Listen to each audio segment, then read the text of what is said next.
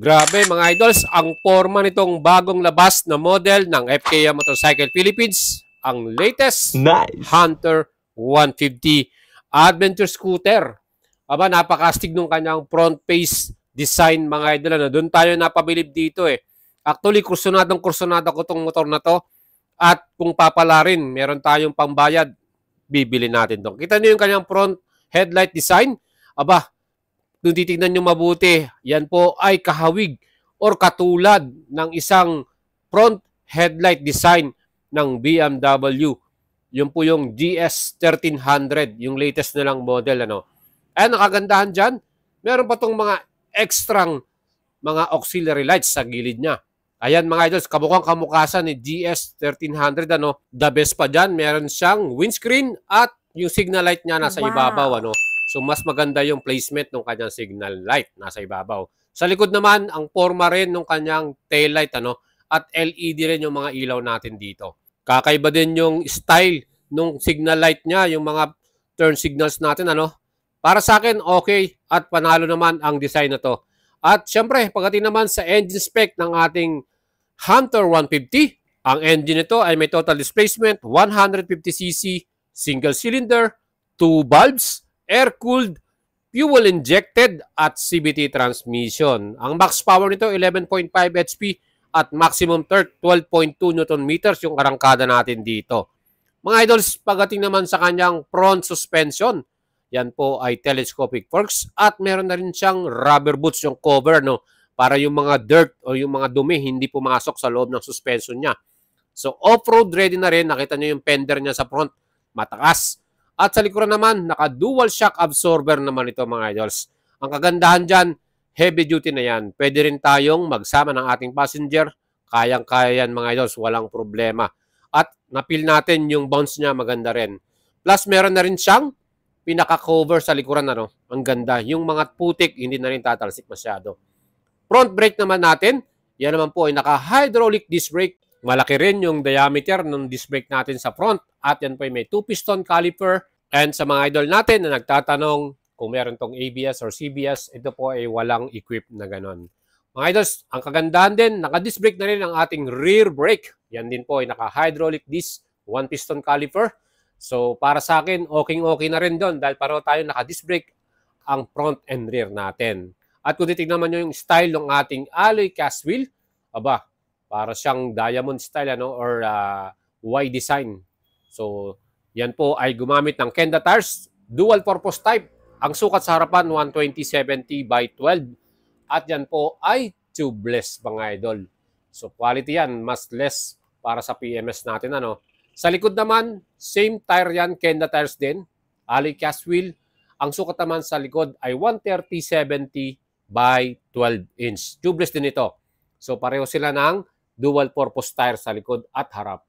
Ayan mga idol, so meron na tayong pinaka-tire hugger sa likuran. So tingin ko hindi na masyadong tatalsik masyado yan. Ano? Pero kung gusto niyo ng mas malaking tire hugger, depende na rin sa inyo yan. Overall mga idols, sa kanya namang dimension, ang wheelbase sa sukat 1,310 mm. Malaki to mga idols, ano titingnan ninyo. At ang kanya pinaka napakalapad or napakalaking floorboard or ang tawag natin ay gulay board mga idol. Ano?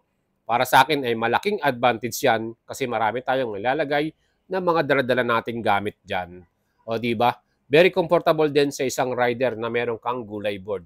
At ang total weight pala or bigat ng ating Hunter 150 ay may total ng 124 kilograms. Komportable din talaga ang kanyang upuan. Makapal yung foam niya, very comfortable talaga.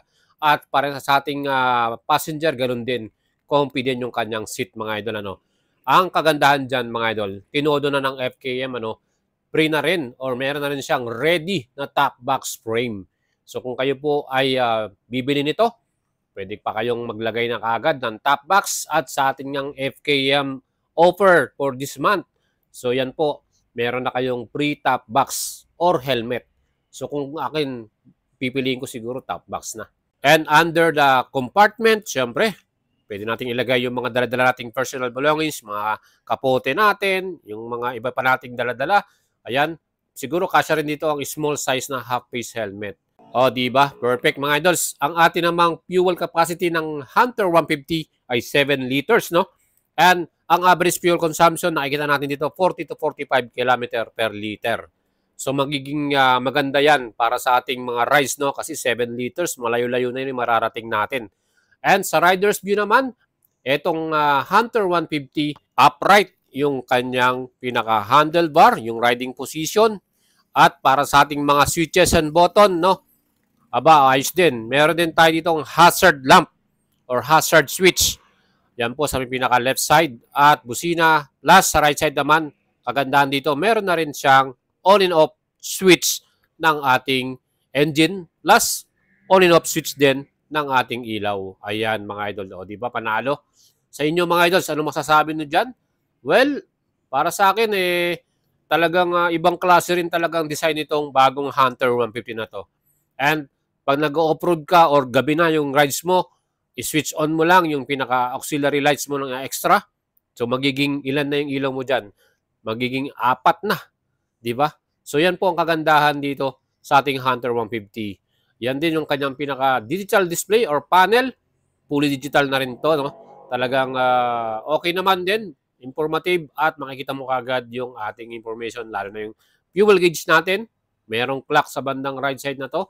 At speedometer, odometer, RPM, no? Yan po yung makikita yung mga information dito sa ating digital display. Well, yung ating pinaka-front face talagang iba talaga yung pormahan itong ating headlight design. Para sa akin, maastig talaga. At sa likodan naman, talagang panalo din ang ating taillight dito. Mga idol, sinubukan nating upuan to at i-rides. Aba, talagang ibang klase, no?